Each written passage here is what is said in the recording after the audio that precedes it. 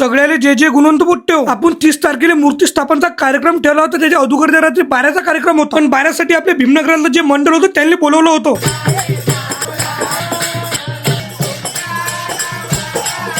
Gap घेतला आणि चाय प्याला. आपले जेवढे प्रेमाचे भाऊ घेतले सर्वांनी ब्लॉक मध्ये घेतलं. सगळ्याचा निरोप घेतला. घरी आलो. आजची होती 30 तारीख. आज ठेवला होता भजनाचा कार्यक्रम. आपले मोठे बंधू शुभमदा आणि गजुदा याने केले ना गाणे म्हणणं चालू. आता झाला होता आरतीचा टाइम. आरती म्हणाल होती आपले गजुदा आणि कृष्णदा. आरती म्हणायच्या पहिले मूर्ती स्थापनचा कार्यक्रम झाला होता. तेव्हा मी नव्हतो म्हणून काही व्हिडिओ नाही काढला. अंदर आलो आणि इकडे मूर्तीची आरती केली. आरती झाल्या केलं ना मग इकडे वांग्याच्या भाजीच्या बकेटा भरणं चालू. भक्त लोकांच्या एका लाईनीत ते पंक्ता बसवल्या आणि केलं मग जेवण चालू. एका इकडे जेवण चालू, एका इकडे भजन चालू. पण अचानक मला यायला सोडून द्यायचं होतं. बस स्टँडवर हे चालले होते परत ओळा. हो बिना चपलीचं मी यासाठी फिरू राहिलो. माझी चप्पल हँड गेली. पण भर बस स्टँडवर मी बिना चपलीचं फिरू राहिलो. पण ज्याने चप्पल नेली त्याला श्राप देतो. त्याचं कधी लग्नच नाही व्हावं. यायला दिलं गाडीत बसून चला जा म्हटलं आरामची पोहोचली की फोन करतो. पण अचानक भयानकपणे दुसऱ्या प्रेमाच्या माणसाने आपल्याला हात दिले. त्याचा एक हात घेतला आणि मी गेलो शिवनीत. कारण की 5ची आरती मला करायची होती. आरती केली, जेवण केलं. आता आमचा चव जागला होता. आम्ही आता रातभर भजन केलं. सगळ्याला जे जे गुणवंत बोलतो आणि जे गुणवंत मला भक्त असेल तर कमेंट मध्ये जे जे गुणवंत लिहा. आणि जाता जाता सगळ्याला जे हॅशटॅग मध्ये बाबा बोलतो.